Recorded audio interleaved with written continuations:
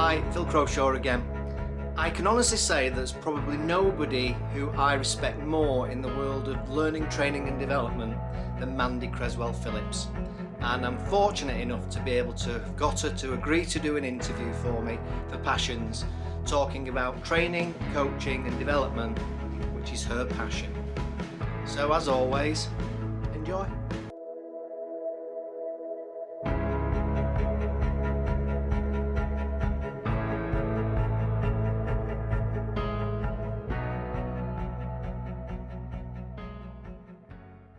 Hello and a very warm welcome to Passions. And today in this episode, I'm really pleased to be joined by Mandy Cresswell Phillips, who I've actually known for a good few years now. And I've not said this to her really openly, but I'm going to say it now. I've always been a fan of Mandy's. As somebody like myself who's been involved in training and development for so many years, it's always good to look at somebody who is actually doing it and doing it really well. And I've always respected Mandy massively. But Mandy's going to do a much better job than me than doing an introduction. So, Mandy, very warm welcome to Passions. Tell us who you are and what you do. Oh, bless you, Phil. It's lovely to see you and it's lovely to be working with you again. So, I'm Mandy Cresswell Phillips and I have been involved in training, development and coaching of one shape or form or another for coming up to nearly 30 years. Can you believe this? 30 years. And I started initially in what used to be called personnel and training. There you go. There's one for the kids. But I've had my own training and development company now. This is my 24th year. So I'm on my fourth recession, I think. I've done 4 recessions, 1 Brexit and 1 enormous cold. So, you know, it's been an interesting journey. And I've been lucky enough to work all over the world, to work with some of the biggest companies, as well as some of the smallest startups. And it's been a joy. I cannot tell you how much fun it has been. I'm really thrilled to be able to have a little chat about it today, because normally nobody's interested, just me and you. Well, I'm certainly interested, and all our viewers all over the world, Mandy, are fascinated by your story. So what would you say, and it's a difficult question sometimes to answer it, what would you say in I suppose in work terms first, what would you say is your passion? And has this passion then linked to the comment you just made about it's been so wonderful and joyful? Yeah, my passion, the thing that I absolutely love is, and I'm going to sound like it's going to sound really kind of corny, but I love making that difference in somebody. So I don't have very many talents, but I've got one that I've milked to death. And I can see people. Which sounds a really strange thing to say, but when I work with someone, I can absolutely see what they have inside them, even when they can't. And the passion is to bring that out. So I'm working with somebody at present, and this person is having quite a hard time, and we're getting to the point where she's starting to believe, and it's just so wonderful to see. And I've been saying to her, and every now and again she'll go, "There's no point, let's stop." And I'm going, "No, just staying with me." And I just love that. I love it when, and sometimes I come out of a session, well, in the olden days, or I'll come off a Zoom, and I'm literally going, yes, and I'm tap dancing, and in the days where I used to think, "Oh God, I'm bored of this," and then I would see that, and I remember that I'm not, and I could never be bored of it. I can never be bored of this. So yeah, it's completely, that's my passion, is just being able to bring that, and to see them go 6 inches taller and blossom, and it's just, it's wonderful. Love it. Right, that's absolutely fantastic, and I can relate to that, certainly to a certain extent anyway. One of the things that I've been trying to investigate and explore as part of this whole channel journey, that, as you know, we're just kind of starting, and hopefully we'll go to all sorts of amazing, weird and wonderful places with the investigation and the study of it all. But have you got any idea, having reflected on it a little bit, where this has come from? Because this is an interesting one when you talk to people. Where did your passion come from? Was it something, do you remember you've always been like that since you can remember as a little girl? You were, very understanding and empathetic to people, other people at school, or did something happen, or have you got no idea where it came from? It's always been there, really. So I've got a younger brother and a younger sister, and we used to play school, like I had a blackboard and stuff, and like you play shop. But when we played school and I was the teacher, you did proper school. So I used to make workbooks and maths books and things. So I wasn't playing. I was actually, and that's all I wanted to be. Apart from about a year where I read the life story of Anna Pavlova and I wanted to join the Royal Ballet. All I ever wanted to do was teach. That was it. And so my path was mapped out career-wise from day one. My options, everything was all around teaching. And then when I decided not to teach, I did my year, and teaching started to change. And I realised that the thing that I loved about it, the spontaneity and the stuff that I've just talked about, was kind of being sidelined. The national curriculum was coming in, and the school that I was working at, the headmaster hadn't been a teacher. He was somebody who had a small business and a business degree. And I realised when I hit 40, I would probably hate teaching. But at that point, also probably there'd be no way out. And I literally thought, okay, well, this is the end. I have to change. And I remember I lived in Southport at the time. And I went home and I got horrendously drunk, sobbed my guts out for a weekend. And then on Monday thought, right, well, what are you going to do then? And I happened to buy The Guardian on a Monday instead of a Tuesday. Tuesday was education day. Monday was media day. And I remember it was the 80s and it was kind of, hey, earn your own body weight in money and all this kind of stuff. Come work in advertising. And I thought, okay, well, this sounds quite good. And I remember I was on the phone and I didn't even realize it was a recruitment consultant, because that's how naive about the job market I was. It was teaching and nothing else. And I remember thinking, wow, this is going really well, not realizing that you pretty much have to be dead for it not to go well with a recruitment consultant in sales. And I remember going for my first interview at the Observer to sell ad space, but I didn't even know it was selling ad space. I remember sitting in the interview thinking, oh my God, my mother's going to kill me. She's already not speaking to me because I've given up teaching. But I ended up at a company called Centaur Communications, which did the best business titles. So like everybody who's ever done selling, I ended up selling, and I thought I'll do it for a bit.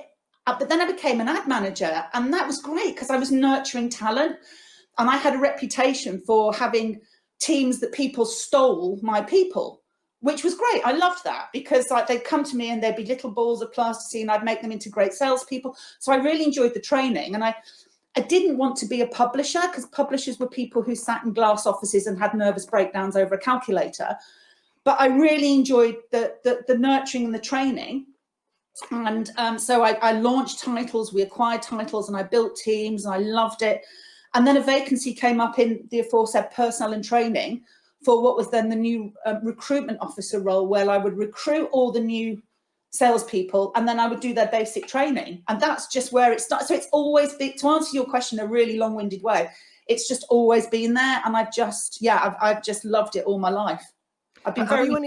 Have you any idea then why? Is there anything what you might call what you might think in the DNA of the family? Yeah. When you look at the family, have other members of the family shown similar traits or not? No.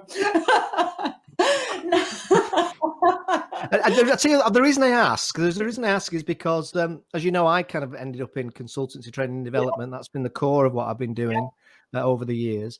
But my sister's a teacher, and my nephew, as in her son, has ended up as a training manager in health and safety. That's interesting. And I'm just starting to see what seems to be a pattern. And that could be just coincidence, by the way. So I just wondered if there was anything in, the question, I suppose, in the air is there something in people's DNA that means that their passion is maybe slightly mapped out, maybe not? Yeah, I think the answer to that is probably yes and no, really. So no, not in my family. I was the first person in my family to go and do a degree. But I was I was really lucky. I had a degree, a PGCE. I've not paid a penny for my education at all. So, you know, I get on my knees every day and thank God for that. But I think the other thing, the yes part to that is, I think people who, and I think you do have to go back to the passion thing. I think you do have to have a passion for this. There's a great, I think it's, I can't remember who the line of poetry who wrote it, but there's a line of poetry that's something like, mine is the name that is written in water. And that's me. Mine is the name that is written in water. It's not a job if you're looking for big pats on the back, or, I mean, actually, almost if people go, have you been on a course? I've done my job badly. I should just be, I should just literally be invisible. So I think you do have a real passion for this, and there does have to be something innate in you as well, because as much as it's the best job in the world, sometimes it has broken my heart. But again, I suppose that's because I'm bothered and I care. So is that, yeah, I suppose that's a double-edged sword in a way, isn't it? So have you actually experienced that where you've been coaching somebody or training somebody, and then they start to edge into what you might call counselling? yeah. You know, and question I would ask you is, where do you think the coaching and counselling discussion, where do you suddenly become almost like maybe in a moment suddenly go, oh my God, I'm becoming a counsellor right now? Because they get to know you, they trust you, they care about what you think. And then suddenly it's like, well, can I just share this about my problem I've got with my husband or my wife or my kids? So, does that happen? Yeah, it happens. And I think really interesting, it's happening a lot now with the pandemic. And so a lot of the coaching sessions that I'm doing, some of them are straying over into a little bit of counselling. And yeah, I'm getting of tears and things, and people who are worrying about going back to work and panicking. And yet you do, it isn't, because it's a really personal thing. And I think sometimes people don't realise how personal it is. So sometimes people go, do you want to work with a coach? And they go, yeah. And they don't realise how much they have to commit to it as well. And if you don't, if you don't, so I always do kind of pre-course work, and it's what one of my American clients called charisma counselling sessions. Do we have charisma? But just to see if there is that connection, because we got to talk about stuff. But even before this, I mean, I can remember one time doing a piece, videoing somebody, and I was using the Proust questionnaire, which I quite like. And I can't remember what question I asked, and he started to cry on camera. And I remember thinking, okay, crikey, do I stop filming? Do I not stop? I don't know. And started to talk about that week his wife had asked him for a divorce. And so it's that thing where, and you think, okay, well, am I supposed to talk about that because we're going to have to now look back at the film, or do I stop filming? So yeah, you do stray into, and I mean, I still talk to people. I mean, I still work with the very first company I worked with 20 odd years ago when I set up on my own. And I speak to people that I've worked with decades ago still, who will come and ask advice or something. So yeah, it does. I mean, but I'm not a counsellor, but I make sure it doesn't go too far down that road. Yeah, I guess that might, and I certainly experienced that from the coaching point of view. Yeah, it's just that whole thing. I think once you get a rapport with somebody, and once they start to feel, I think the word that jumps out at me, Mandy, is trust. Yeah. When they start to get that feeling of trust, and quite often it's usually their part. I'm generalizing massively, but it's quite often their partner that gets it in the ear. And to a point, maybe their partners doesn't maybe understand, maybe doesn't really empathize with the situation, maybe, oh, blimey, he's off again moaning. Yeah. And it's almost like somebody from outside looking in. Yeah. Do you also find that it can be quite, and you and I can relate to this, it can be quite tiring sometimes, especially running training courses. Sometimes you have there's another conversation there about different groups. Yeah. It's the strangest thing how one group, exactly the same material. Yes. One group is just like loving it, engaged in it, and just can't get enough. And can we stay longer? And another group, you can hear the tumbleweed rolling through the. Have you experienced that? No. Yeah, it's just me. I'm useless at it, obviously. No, absolutely. And really, I look back on my my much younger self. And I can remember thinking I had to be hilarious. That was my thing. And when I did my teaching practice, I learned a lesson that I still pass it on to my delegates now. Whereas I loved teaching, but I used to be initially not great at class control, because I would kind of go, Phil, just sit down and I'll be with you in a second. And I'd turn to the rest of the class and go, so the class would go, like, erupt. And I remember being told, you're trying to get them to like you, get them to respect you, and then they'll like you. And these were 9-10-year-olds. And I went down that path. I mean, initially I would try and be hilarious and be funny. And I was like a geriatric redcoat. I'd be throwing myself off walls. And if there was somebody who wasn't laughing, I was like, play. So I always try and keep the energy, but you're right, it's so tiring. And I do like to have a high energy group, but you're right. You just have to go with the flow. And if sometimes the group, you feel like you need a sheepdog to keep them rounded up. And another group, sorry to interrupt. Does the passion keep you going? Does the passion for it then make you kind of keep going when it's 3 o'clock and you're tired and you've been doing it 3 days? Do you think there's an element of the passion that keeps you going and keeps that momentum going and that motivation going? Yeah, I'm never tired. I'm tired afterwards. I mean, and I think even it'd be interesting to see what you think about this. Are you finding Zoom really exhausting as well? And I'm finding the Zoom thing, I think, maybe more intense as well. So if I do 3 or 4 Zooms back to back, I find that that's equally as tiring as doing an all-day session, with quite a high energy group. So I'm never tired when I'm working, ever, because I think I'm just very much in the moment, and I'm really loving it. But I mean, in the days when we used to commute, I'd come home on the train, I'd come home and my husband would go, "How was the group?" And I'd be like, no. Were they nice group? No. And I've used all my words. I've got nothing. I've used my capacity of words for the day. And, so you have to kind of, an hour later on, I'd be fine again. So I got them all back. Yeah. You're absolutely right, though. I ran funnily enough, I ran a webinar the other day. I've been doing a few webinars recently for somebody, for a government-related projects, and I did a 3-hour webinar, and I thought it was my age. But I'm going to use the word. I was knackered after it. What on you? And it was all about digital media, which I'm passionate about and interested in, so it helps. Very, very different than you would get if you were in inverted commas classroom environment. And again, funnily enough, when I run the webinars, that element's maybe no different. Sometimes you get a group of people and maybe covering the same content, and sometimes you get a group of people of which there are maybe 4 or 5 live wires who are really into it and asking lots of questions. Other times you ask, "Has anybody got any questions?" And again, there's more virtual tumbleweed rolling through the thing. So it is tiring. And I don't know whether that's because if you're in a classroom environment, you can start to get debate going and discussion going, and people start to get to know each other quicker. So you almost like get a chance for a rest while they're going at it. In a webinar, I don't find that happens. It's almost like relentless talking. Yeah, I think that's right. And also I'm a big advocate of breakout sessions and, group work. So where, you'll spend 20 minutes just wandering around and just, earwigging and stuff like that. And I think that's true. You're not always the compare, which I think you're right.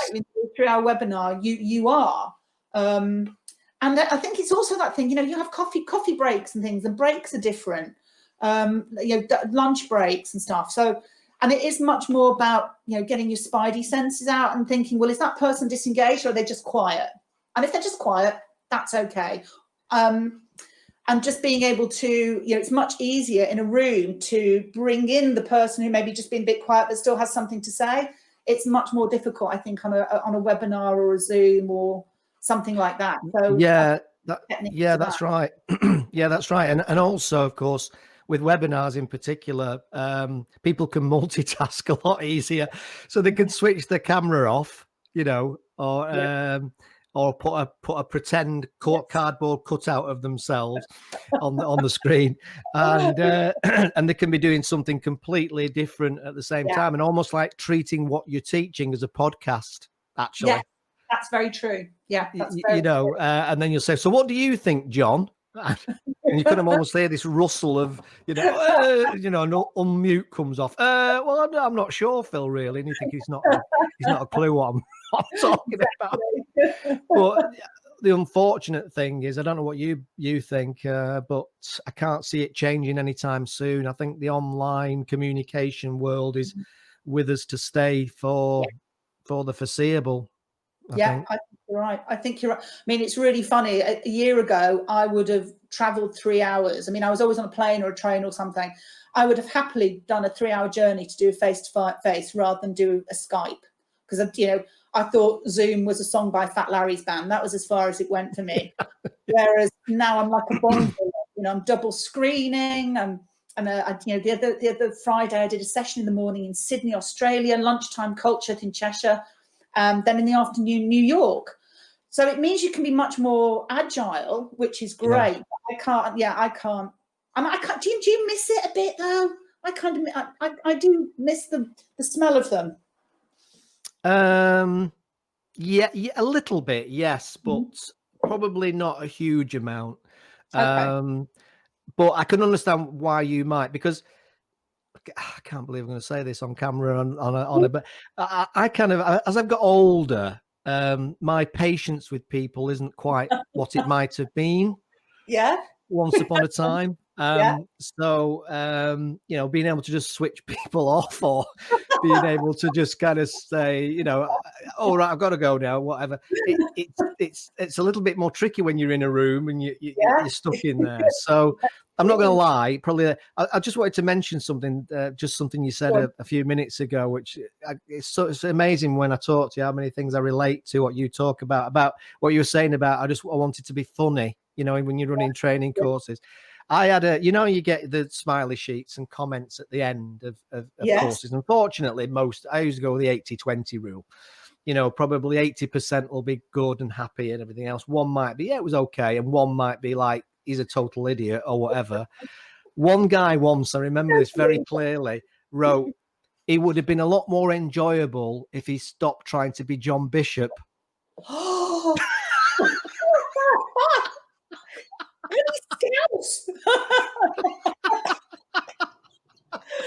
That's brilliant. I would take and I thought I was being jovial. I thought, but to be fair, most people I think enjoyed the humor. It lightened it a little bit, and they enjoyed it more. It was more entertaining, I think, from the other comments. But it's that trying to be all things to all people again, isn't it?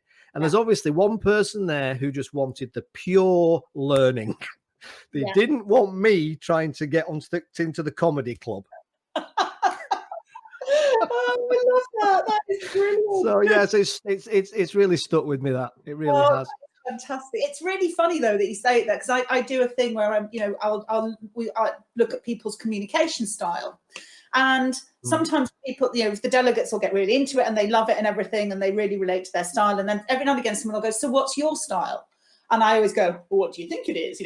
And it's really interesting and they'll come up with their answers and everything, and then they'll go, "So are we right?" And I'll say, actually, well, the right answer is my style is whatever you are, whoever you are.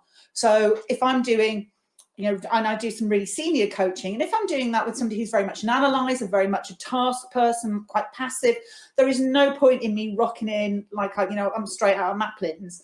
So you very much have to mirror that. So it is really horses for courses, and that was one of the things, being authentic for a great training cliche, but also being what you it's the same gift. You have to change the wrapping paper. You can have that one as well if you like. Yes, it is. It's absolutely it is. It's just so true, isn't it? Yeah. Right. Okay. Just what I wanted to just cover now is a little bit about how you've in effect turned that passion into a career. and perhaps particularly about when you decided to, I think you use the term, and it tends to be used when you went out on your own and you did your own thing. Because without oversimplifying it, there was possibly two options. You went into teaching, or you became a trainer at a company, and you stayed a trainer, coach at a company, but you didn't.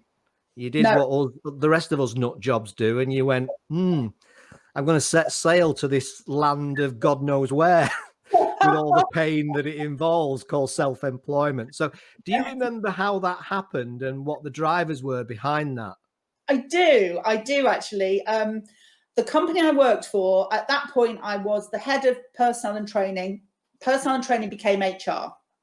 And I didn't really like HR. So I liked the training stuff. So I didn't want to be head of HR. So they got a new head of HR in. And you're right, the choice was, well, I can now go to another media company, and do some more sales training, and I'll probably get a nicer car and a bigger salary and da-di-da.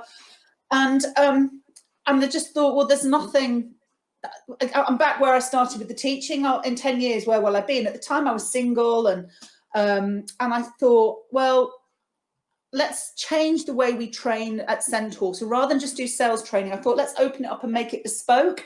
And I was having a dry run really to see if I could do stuff off the cuff that people asked me to do rather than just set courses. And so I did that for a year. And then I thought, exactly, you know, I'm sure you can, the same conversation I have with yourself where you think, well, it's kind of now or never. So, do you know, if it bombs, I'll just get a job. Fine, give it a go. I'll get a job. I've not got, you know, I haven't got kids, I haven't got a husband, work out my back bedroom. And that's what I did. And I had in the same month, well, the day I launched, the next day they announced a recession. And I thought, well, I've got the letterheads printed now, so I should probably just give it a go anyway. Might as well. Might as well. I've invested. But I'd also just got an amazing gig in Boston.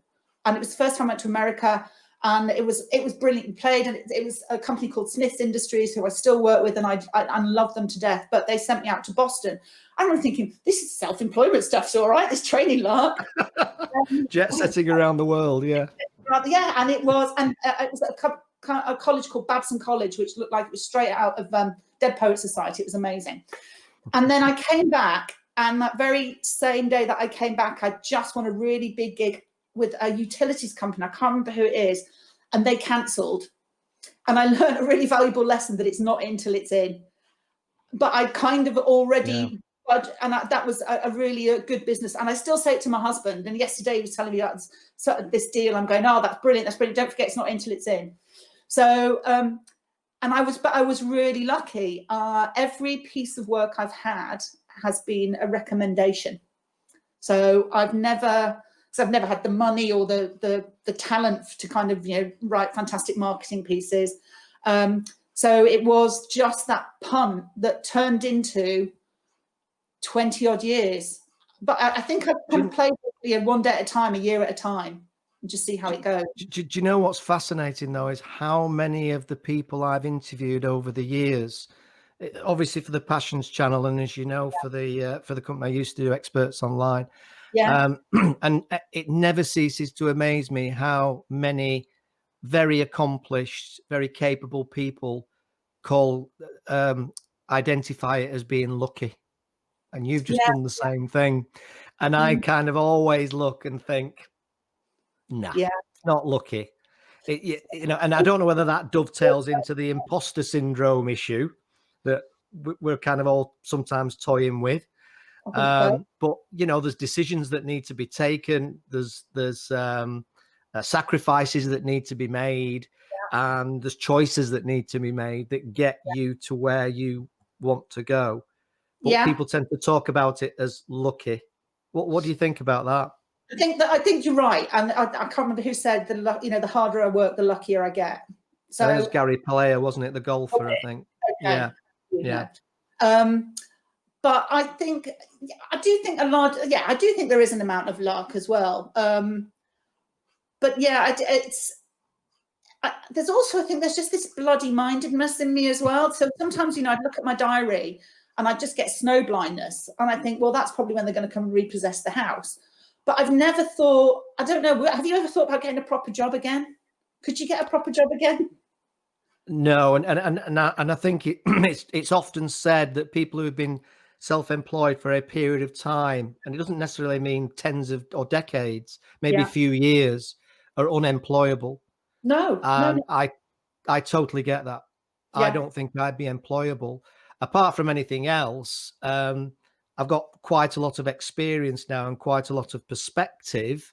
And I think I would struggle also to keep my mouth shut when do you know? So if I saw something that there was being done that was a mistake, or a campaign that clearly was going to bomb, I would struggle to keep my mouth shut now. Whereas perhaps in the past I might have taken a political position and thought, yeah, maybe don't say anything, don't stick your head above the parapet. Yeah, I think that's, and I think also it's just, I can't imagine that there's a job that I would love to do more. And it's looked after me, and I've always tried to look after it. I've just always believed, and I've just always thought, and actually, you know, I think also what it is, I have to take my hat off to I had really good sales training when I was in advertising. Had great sales training, so I've never been frightened to pick up the phone. I've never been frightened, even now. You know, I always say, if I can get in front of you, I can nail it. I can get it. And that's not me being boastful. It's not at all. But I think that it's that good old fashioned sales training. And I always go, you know, and I'm always selling. You know, you're always selling. Everything you do, you're selling. So, it's been interesting, but I can't imagine doing anything. It's really bizarre. You're really making me think with these questions. Well, see, I know you, and I think like many other people, especially the British, are quite humble, and it's almost like we have a self-awareness of our strengths when we get to a certain age. I think I've got a very good self-awareness of me now, warts and all. But I've got a very good sense of what I'm good at and what I'm not good at. And I won't bother trying to be good at something that I'm just clearly just not meant to be good at. No, absolutely right. Thank God for old age, eh? 20 years ago. Yeah. So I think it's about self-awareness, and I think if your self-awareness is the fact that you are good at a certain thing, and then you double down on getting better at that thing, and you're passionate about it, that's almost like the perfect scenario. But I think as well, it's also trying to keep that little voice in the back of your head that's always there saying, who do you think you are? Absolutely. So we have to keep, I always say to clients, look, that little voice is with you, and it's going to be with you. I can't get rid of it. You know, without maybe hypnotism or something, that voice is there. It's part of you as a human. But what you've got to do is recognize the voice and go, oh, it's that voice again. Shut up. You know, go away. Shut up. Yeah, I get it. Yeah, shut up. Yeah. That sometimes that means that you don't take it for granted is the wrong word, but that makes me, even, you know, you'll think, oh yeah, I know this. I know what you're going to say. I know this problem. I know what this issue is. I've done this a million times. And then you miss that crucial bit of information because you don't listen to that little voice going, well done, know it all.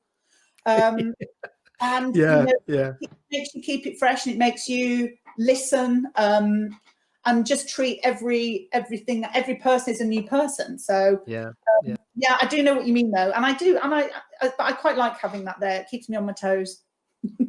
Yeah, no, I couldn't agree more. Right, well, we've run out of time, as always, Mandy. I say this every time, but I could talk to you for forever. So thanks for joining me today. Hopefully there's some bits of inspiration, ideas or insights that's helped people, and especially, funnily enough, at the moment where sadly unemployment and the challenges of redundancy, etc., are very, very, very much with us. I'm hearing and seeing much more of it. You probably see and hear a lot more of it than I do, especially coming to the end of furlough as we are at the moment, because we're just doing this just before the end of October. And I think I don't think it's fair. I don't think it's unfair to say that a lot of people will now be thinking, well, going back into work in a job may not be possible unless I'm prepared to fight with 1,000 other people doing the same thing. Yeah. So the natural process then is to say, maybe this is the time to follow my dream, to follow my thing that I've always wanted to do and start a business.